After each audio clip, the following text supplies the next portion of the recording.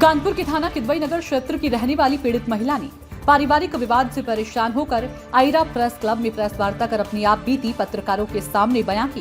पीड़िता ने बताया कि किस तरह उसकी बड़ी और छोटी बहन मिलकर उसको मानसिक और शारीरिक रूप से परेशान कर रही हैं, जिसकी शिकायत पीड़ित महिला के द्वारा स्थानीय पुलिस और जिले के पुलिस कमिश्नर से भी की गई है। पर महिला का कहना है कि उसकी कोई सुनवाई नहीं हो पाई है, जिससे परेशान होकर पीड़ित महिला के द्वारा पत्रकारों से न्याय की गुहार लगाई है। बताते चले कि थाना किदवई नगर क्षेत्र की रहने वाली नेहा शुक्ला के द्वारा बुधवार को आयरा प्रेस क्लब में प्रेस वार्ता कर बताया कि उनकी बड़ी बहन स्वाति शुक्ला और छोटी बहन निहारिका शुक्ला नर्सिंग का कार्य करती हैं और दोनों ही बहनें विवाहिता हैं और दोनों बहनों ने एक से अधिक शादियां भी की हैं। दोनों बहनों की कई शादी करने की बात को लेकर घर में आए दिन विवाद हुआ करता था, जिसके कारण नेहा शुक्ला के पिता बीमार रहने लगे। पीड़िता ने बताया कि बीती 9 और 11 नवंबर को पीड़िता की दोनों बहनों के द्वारा पीड़िता के साथ मारपीट की गई थी, जिसकी जानकारी नेहा शुक्ला के द्वारा किदवई नगर पुलिस से भी की गई। तो मौके पर उपनिरीक्षक मनीष चौहान आए और घटना की वीडियो भी बनाई थी, पर कोई कार्रवाई नहीं की, जिसके चलते बहनों के हौसले और भी बुलंद हो गए। इसके बाद बीती 23 नवंबर 2023 को जब नेहा शुक्ला घर से निकली तो उसके पिता पूरी तरह से स्वस्थ घर पर थे और शाम को करीब 4 बजे मेरे रिश्तेदारों के द्वारा मेरे पिताजी को पीपीएम अस्पताल में एडमिट करने की बात कही गई। और जब मैं जानकारी करने के लिए घर पहुंची और अपनी बहनों से पिताजी को अचानक अस्पताल में भर्ती करने की बात पूछी तो बहनों के द्वारा कोई भी संतुष्ट जवाब नहीं दिया गया, जिससे परेशान होकर मैं अपने पिता को देखने अस्पताल भी गई, पर वहां पर भी मुझे उनसे नहीं मिलने दिया गया और रात करीब 11 से 12 बजे के बीच अस्पताल कर्मचारियों के द्वारा मेरे पिताजी को मृत्यु घोषित कर दिया गया। पीड़िता ने बताया कि उसको संदेह है कि उसकी बड़ी बहन स्वाति वर्मा ने अस्पताल स्टाफ के साथ मिलकर उसके पिता की हत्या कराई है, क्योंकि पीड़िता का कहना है कि उसकी बड़ी बहन स्वाति शुक्ला पहले भी उस अस्पताल में कार्य कर चुकी है और वहां के लगभग सभी स्टाफ को वह अच्छे से जानती थी। नेहा शुक्ला के द्वारा कई ऐसे कागजात भी प्रेस वार्ता के दौरान दिखाए गए, जिसमें पीड़िता ने दावा किया है कि उसके पिता के द्वारा अपनी सारी संपत्ति नेहा शुक्ला के नाम की गई है। उसके बावजूद भी उसकी दोनों बहनें पीड़िता को उसके घर में रहने नहीं देती हैं। पीड़िता ने प्रेस कॉन्फ्रेंस के दौरान दोनों बहनों पर अपने घर का अधिकांश सामान चुरा लेने का भी आरोप लगाया। प्रेस वार्ता कर नेहा शुक्ला ने बताया कि घटना की लिखित शिकायत उनके द्वारा किदवई नगर पुलिस से लेकर जिले के पुलिस कमिश्नर तक से की गई है, पर किसी के द्वारा पीड़ित को न्याय नहीं दिलाया गया, जिससे परेशान होकर नेहा शुक्ला ने बुधवार को आयरा प्रेस क्लब में आकर प्रेस वार्ता कर न्याय की गुहार लगाई है। पीड़िता का मानना है कि उसकी बहनों के द्वारा आए दिन उसके साथ मारपीट की जाती है, उसके बावजूद भी स्थानीय पुलिस मौन बनी रहती है। देखिए RTI न्यूज 24 के लिए कैमरामैन सुभाष वर्मा के साथ आशीष चंद्र की रिपोर्ट। क्या मामला हो गया?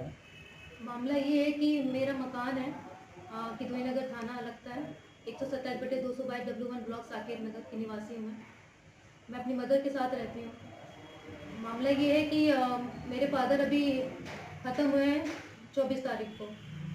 मेरी 2 सिस्टर हैं जो जबरन मेरे मकान पे कब्जा कर रही हैं और मेरी मदर को भी मतलब बहलाती फुसलाती भड़काती हैं मेरे खिलाफ, जबकि मेरे फादर जीते जी सब कुछ मेरे नाम करके गए हैं। मेरे पास सारे प्रूफ हैं, रिटर्न में भी सारे प्रूफ हैं मेरे पास। इसके बावजूद भी जब मैंने कंप्लेंट करी किदवई नगर थाने में, कमिश्नर में, यहाँ तक CM पोर्टल में भी, बट किसी ने मेरी सुनवाई नहीं करी।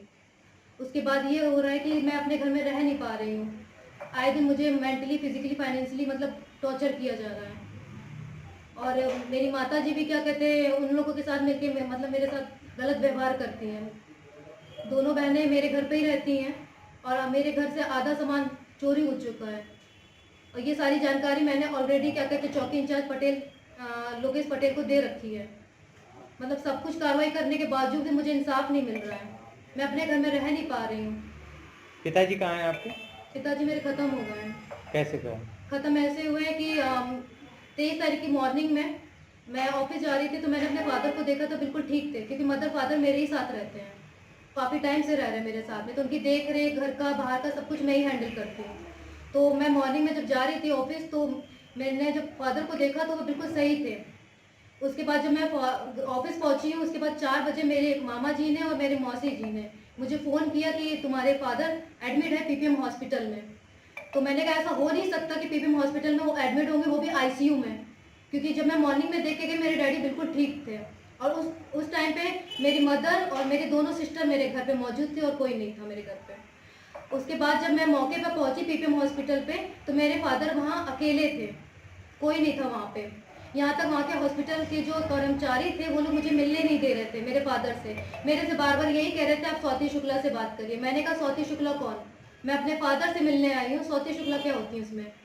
और स्वाति शुक्ला ऑलरेडी वहाँ पहले जॉब कर चुकी है। कौन कौन आपको परेशान करता है घर में नहीं रहने दे रहे हैं? दोनों बहनें। क्या नाम है उनका? स्वाति शुक्ला, निहारिका शुक्ला। क्या करती हैं ये? इनकी शादी वगैरह हुई कि नहीं? ये पेशे से नर्स हैं और क्या कहते हैं, इन्होंने इसी चीज़ का फायदा उठा के मेरे फादर को मृत घोषित कर दिया, जबकि मेरे फादर बिल्कुल ठीक थे। दोनों बहनों की शादी वगैरह हाँ, हुई? दोनों बहनों की शादी हो चुकी। पहली जो बड़ी सिस्टर है, बड़ी स्वाति शुक्ला, उन्होंने 3 शादियां करी हैं। और जो छोटी सिस्टर है निहारिका शुक्ला, उन्होंने 2 शादियां करी हैं और सबकी लव मैरिज है। कहाँ रहती हैं ये सब? सबकी यही रहती है, कानपुर में ही रहती हैं।